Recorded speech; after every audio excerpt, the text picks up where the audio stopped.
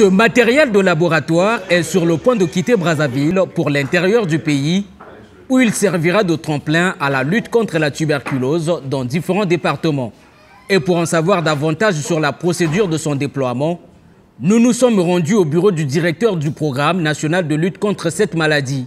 Vous savez que la notification de la tuberculose au niveau national est à peu près à 52%.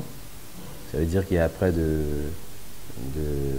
48% des cas qui ne sont pas notifiés et qui s'expliquaient davantage le fait que la gestion de la tuberculose était restée longtemps verticale et nous avons pensé qu'il fallait changer de stratégie en s'arrimant avec la nouvelle stratégie d'élimination de la tuberculose pour rendre la prise en charge de cette dernière de façon transversale.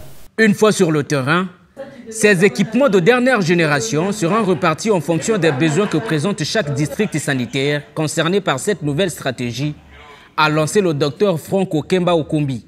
Sur les 52 districts sanitaires qui sont présents au niveau national, nous sommes présents dans près de 32. Et donc nous avons estimé, pour être aussi en phase avec notre plan stratégique qui va se terminer d'ici la fin de l'année, atteindre les 80 centres de dépistage et de traitement. Donc cette activité va nous permettre de créer davantage les centres en passant de 30 centres de dépistage et de traitement à 70.